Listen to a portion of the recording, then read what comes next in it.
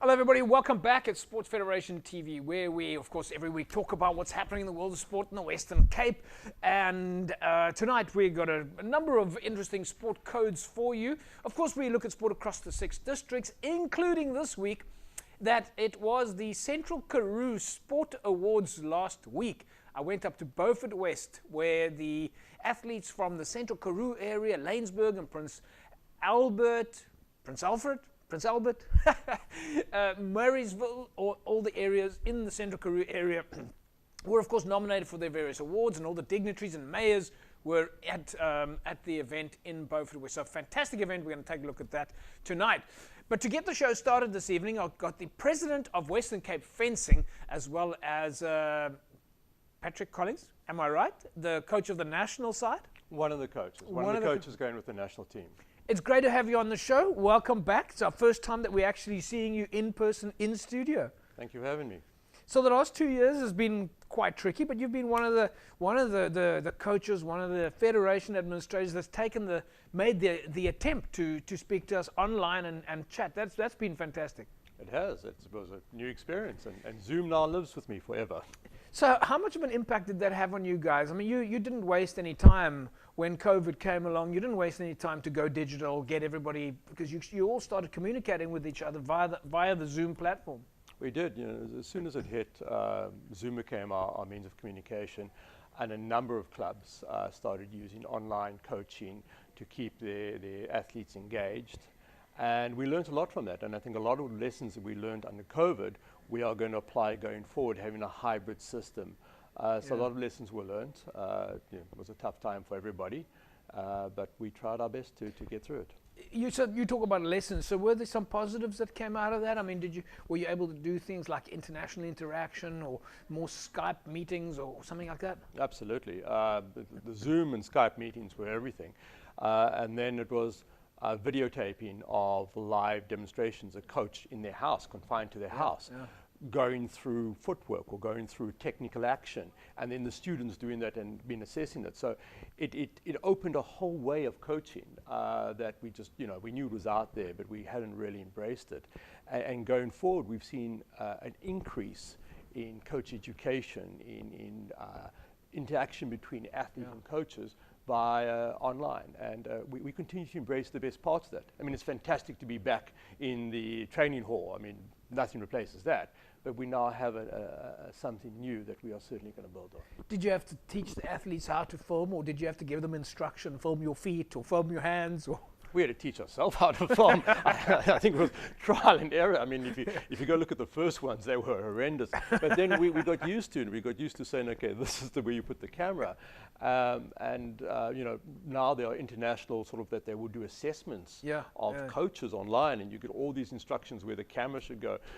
People know a lot more about tracking and a lot more about lighting and a lot more about sound than ever before. That was absolutely trial and error. So did that also help you with sort of keeping your athletes engaged and not losing your membership, and making sure that they felt connected to you guys as the mother body that was looking after their athletes? Look, I think certainly for the core group, they remained engaged. Like everybody else, we suffered during COVID. A lot of our school programs were heavily hit because the schools closed down, but for the core of clubs, we kept going, and that allowed us to emerge on the other side with the clubs there that we can start rebuilding. Two of your absolute champions, the Yantola twins, Pumza and Pakama, were also engaged with us on the show on the online platform. They came on a number of occasions. That must have been also a new experience for the athletes, that they were able to do TV interviews online. Absolutely. I mean, of course, they know more than any of us do about how to do it. I'm a dinosaur compared to them, but they adapted to it very, very quickly, and others as well. And it was also the athletes are just so much better with technology than the older people. We were kind of coming up with ideas and then trying to keep up with them. So how is fencing doing now? Where are we at now? It's 2 years later. I mean, everybody's gone through some rough times in the last while, but we're seeing now sport is back. There's spectators are back at games. The athletes are training again. So how's fencing doing? We took a hit, like all sports. We took a hit. I'm very happy to say that the Western Cape came through it a lot better than others. I think the clubs were resilient, Yeah. the coaches, the club owners, the admins, the athletes all came together. And now we're rebuilding. There's a lot of rebuilding to do. Unfortunately, along the way, we did lose 1 or 2 clubs. And now we will build with the ones we have and then reach out to those that weren't that fortunate and see what we can build again. So we start the building, but it's there and it's going and the people are engaging it, and we've got lots of new people wanting to try fencing. I think one of the things that when people are at home, they explore different sports, and you know, fencing was one of them. So we're going to take that and we're going to grow. I suppose one of the first questions I should have asked you was, tell me more about fencing. Maybe the fans that are watching us now, the viewers, don't all have an exact understanding of fencing. Maybe just remind us. I mean, you've got 3 different weapons, right? Well, fencing is one of only 4 sports that has been in every modern Olympics. It goes way back then, and it's historically been seen as the sword fighting coming out of Europe. And that's how it's also perceived as a very expensive elite sport coming out of Europe, and that has changed completely. Africa is one of the emerging powerhouses in fencing, especially in North Africa with the Egyptians, the Tunisians and the Algerians who have world champions, Olympic medal winners who've done phenomenally well. So fencing is now reaching all parts of the world. It's growing massively in Asia and America. And as you said, there are 3 weapons. There's foil, there's épée, and there's saber. They each have their different rules. They each have there's a lot of similarities, but there's enough difference between them. They appeal to different people. And you know, we in the Western Cape, we have foil, we have épée. Those are our 2 strong. We have a little bit of saber.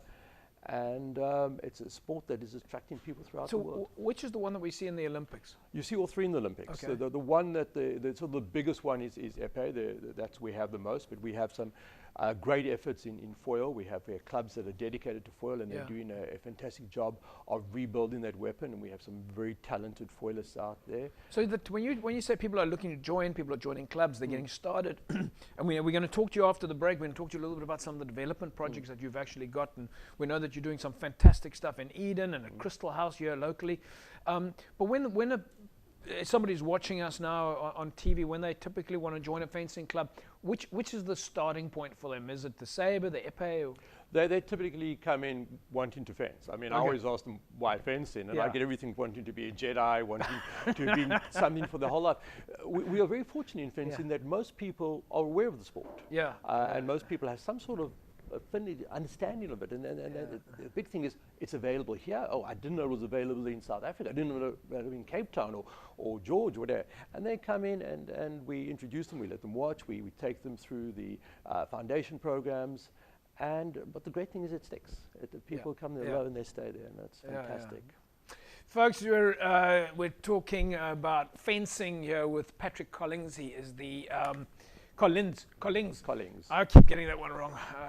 Tongue twister for me.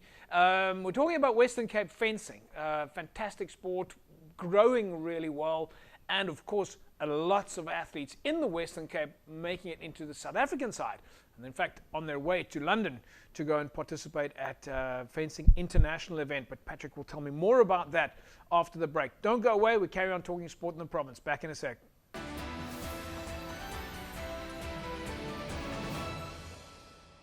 Welcome back, folks. You're watching Sport Federation TV. If you were watching before the break, you will know, of course, that we are, in fact, in studio with Patrick Collings, the president of Western Cape Fencing.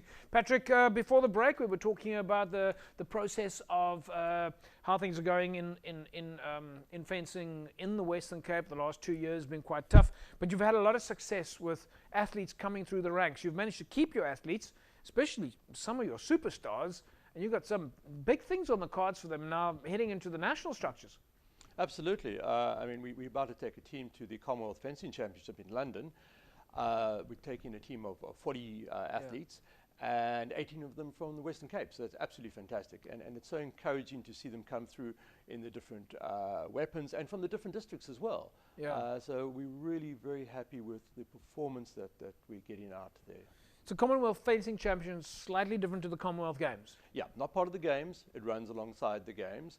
Massive event. It's going to go everything from under 17 to veterans and to para fencing. So it's going to be a huge celebration of fencing. Will take place in London, starting early August and running for about 2 weeks. and a little bit more than that. And we're taking a team there, and we are really looking forward to it. So the last time we spoke to the Antola twins, I think they were ranked 5 and 8 in Africa. Also looking for Olympic selection, if I recall correctly, or international ranking points at the events. How are they doing at the moment? Okay, so when we last spoke, the Antola twins were under 20 and they were ranked 5th and 9th, and they just won silver in the team event in Africa. They've now aged into the senior group, so we've got a bit of a build up there. So Commonwealth is going to be important for them and for a lot of other athletes as well who are going there. Some really good athletes going out there. We're looking for some great performances. We've got a 15-year-old who's the African under-15 fencing champion. He's going out there. We've got some talented foilists who are going out there. So we are really looking to see how we're on the international stage. For many of the athletes, this is going to be their first exposure to an big international competition after COVID. So we're going to see how they do. They're going to be on a bigger stage. And, down the line, Olympics, but we're not looking 2024, we're 2028, 2032. Fencing has great longevity. If you take your top women epeists in the world, top 10, half of them are over 30. So we've got a long way to go. But talking about a long way, you've come a long way. If we look at this, your athletes have come through the ranks. How hard did they have to work to do this? I mean, you've done a fantastic job by just making sure that you've retained your athletes, that they've kept doing fencing, they keep participating in club structures. How hard do these athletes have to work to be at this level? Oh, they're working incredibly hard. And they work under conditions that, I'm just totally amazed. Down in Eden, Brittany Adonis, what she does there, and Susan Agrella, how she works with her fencers there, and people come in from impoverished backgrounds, and then the commitment they put in there, and the long hours they travel to get to and from training. I just take my hat off to them. I mean, they're just absolutely incredible. The work that Randall Daniels does in Crystal House. I mean, well, I was gonna get to that now.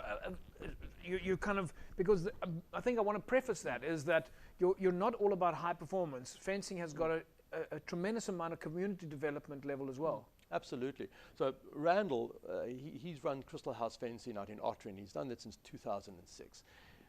This man just gives everything for fencing. He drives his fences all over the place. They will be brought to training, to a high-performance training, and he'll be sitting out there in the school bus late at night waiting for them to finish, and he takes them home. If they have to go to competition in Limpopo, he drives them. Wow. He's absolutely phenomenal. He's been a national team manager. He's been on the executive nationally. He has done so much for fencing. Susan Agrella, I mentioned her earlier. She's got involved with the community out there. They're building trim parks for the community. She's looking to the future of the athletes, establishing clubs that her fences can run. And that's very important for us, that this is an engagement with athletes. It doesn't stop when their competitive life stops. It's a future in the sport, whether it be specifically in fencing or broader in sports management. And it's so incredible to see sport in the community come together, because that's what it's about. The support that we are getting from the community for these athletes and how the athletes are giving back, it is very rewarding. So tell me a little bit more about Crystal House. What are they doing there? Is it a weekly activity, a daily activity, monthly? How do they?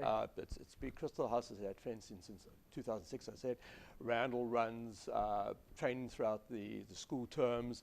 He runs competitions there. So do kids go after school? Kids go after school. It's part of the sport curriculum type stuff, and it's absolutely amazing. But he would take them out if he says, okay, well, he's got 2 of his fencers are going to the Commonwealth. Wow. Very excited about that. Wow. Incredibly excited about that. And he would take them out to other clubs to come and train, to make sure that they get access to people. I mean, so do the athletes, when they go now, I mean, obviously during the COVID time, the Olympics was on, there was a lot of focus as well, brought additional awareness and exposure for fencing. I think people watching it was very exciting, watching fencing and seeing the action. I mean, it's really action-filled, especially with the digital elements that you can see exactly what's happening now. Has this also elevated the exposure for fencing? Absolutely.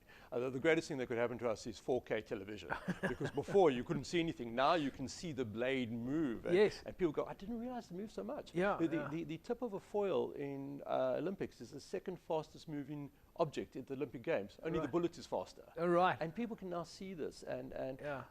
the commentaries become better, the staging, the lighting. And it really just resonates with people. So the athletes that are going there now, if you say you've got, I mean, you've got quite a few athletes from the Western Cape that have made it into the national side. Virtually half the national team that's going, Yeah. 18 out of 39 are from the Western Cape. And we're Wow. incredibly proud of that. We're incredibly proud of the work that they've done, the work that their coaches have done. Yeah. It's a phenomenal achievement. So you're proud of them as athletes having achieved that. Do they have sort of a celebrity status now in their clubs? No, we try to keep them very honest. we try to keep them very honest. And there's some up-and-coming fencers who do that, who keep them very honest by pulling off wins in training. No, they realize it's a long slog. They realize that this is just a stepping stone, that they're going to test themselves now. It's for many of them, it's the first time on a big international stage since COVID. So but you're one of the national coaches, international coach, and you're involved in coaching at a local level. Also, we know at the Blues Fencing Club. But rumor has it you're quite a tough coach. You're a hard taskmaster. Oh, I'm a softie. my bark is, no, seriously, when you first come across me, you might say I'm tough, but after a while, you just look at the way the fence is. But I think my question to you is, as a coach, how important is it to make the athletes feel special, that they feel part of the structure, that they get the recognition? You're 18 athletes here as part of your national squad. There must be an element for them of achievement, an element of feel good in the space as a coach. Look, as a coach, it shouldn't be about the medals. It should be about the development of the individual. And to be able to help somebody, to be able to help grow somebody into a better person, and to give them opportunities they may not have had, that is far, far more rewarding than somebody standing on the podium. No, standing on the podium is absolutely fantastic. I mean, that's brilliant, and you burst with pride. But there are many fencers who are not going to get to that. But it's important in their lives, and you're making a difference. And I think that's what Susanna Grella does. That's what Randall Daniels did, what other people do. And for that, that's the most rewarding thing. Patrick Collings, we leave it at that. Fantastic end. Thank you. Folks, thank you very much for watching. Patrick Collings, President of Western Cape Fencing. And if you want to find out more about how to become a fencer, then simply go to Facebook and do a search there for Western Cape Fencing. There's a number of clubs. I think, Patrick, while you're still here, of course, you have a national website as well. Yes, safencer.co.za. Yeah. And you can come through and get stuff on the Western Cape, and we have 10 clubs here, all hoping and waiting to meet new people. Fantastic stuff. Folks, we'll leave it at that. safencer.co.za. Go and find a club near you and start fencing. We'll see you after the break. Don't go away.